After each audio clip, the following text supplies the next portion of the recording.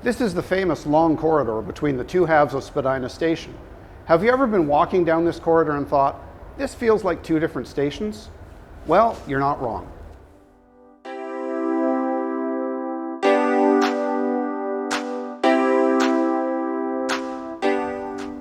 Spadina Station originally opened in 1966 as part of the first section of the Bloor-Danforth line. This is the main entrance and the bus bay, but this is not original. When this first opened, the entrance was at the back of this property and there was no bus bay.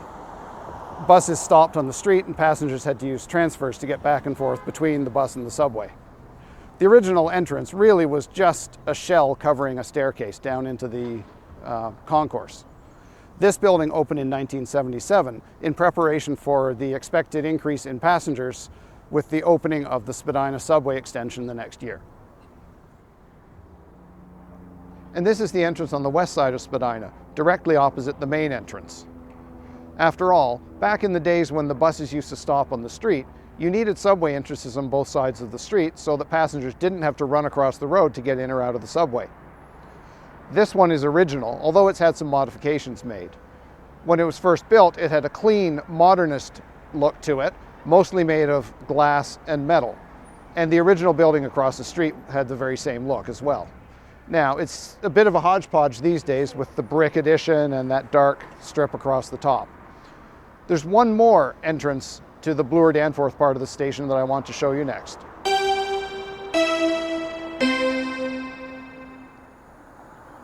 This is the Walmer Road entrance, and if it looks newer, that's because it is. This entrance at the west end of the platform opened in 2001, in large part to provide a second exit for the station. Now yes, I know there are two exits at Spadina, but they're connected together underground and they're both at the same end of the platform. So if there's a fire or a person causing a disturbance or something like that, there's no other way out.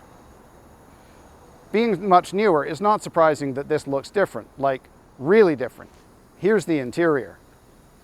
Now, the main reason I wanted to come to this entrance is because in the original plans, this station was not going to be called Spadina. It was going to be called Walmer.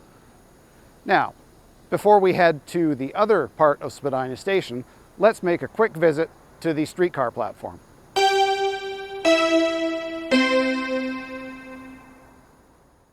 Spadina Avenue had a streetcar way back in the days when Toronto's streetcar network was much larger than it is today. The Spadina streetcar was replaced with a bus in the late 1940s. By 1973, the TTC had agreed that it should put streetcars back on Spadina. Like most Toronto transit projects, it took a long time to get from idea to actual operation, almost a quarter of a century.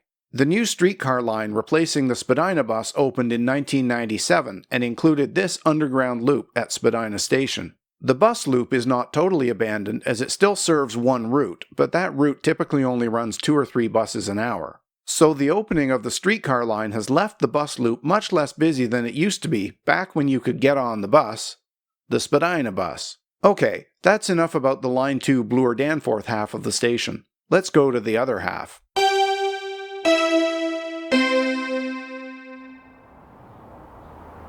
When the original Yonge subway line was extended in 1963 to run in a U-shape up University Avenue, it ended at St. George Station.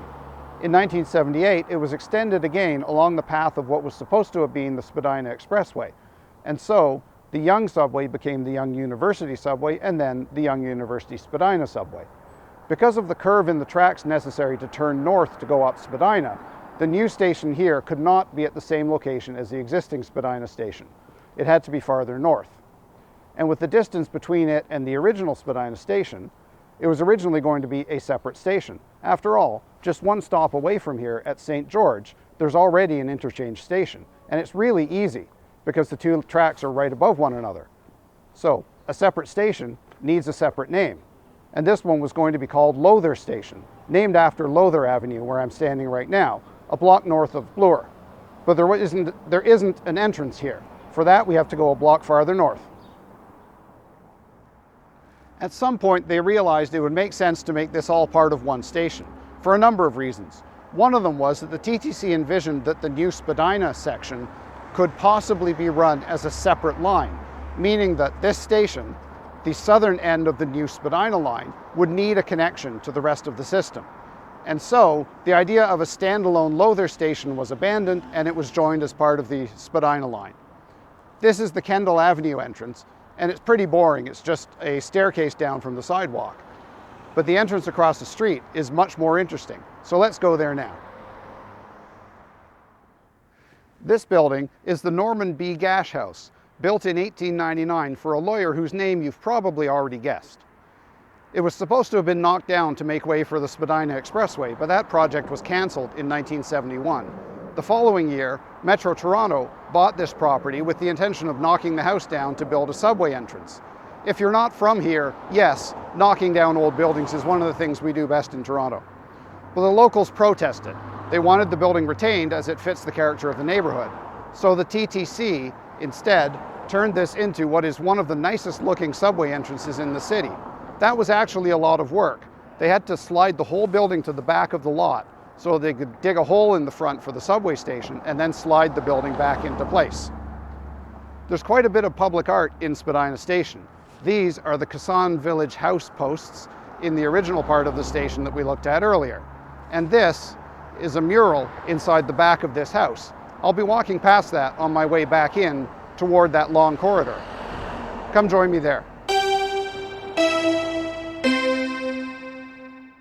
Because this corridor is so long, it originally had moving walkways. Eventually, the walkways got old and unreliable, and the cost of replacing them was prohibitive, so they were removed in 2004.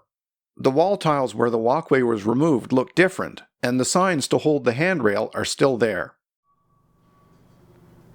And here, in front of the Barren Ground caribou quilt, we reach the end of the story of what were supposed to be Walmer Station and Lowther Station, or, as they ended up being called, Spadina Station. I hope you've enjoyed this trip through the history of this station. If you did, you know what to do. Please like and subscribe.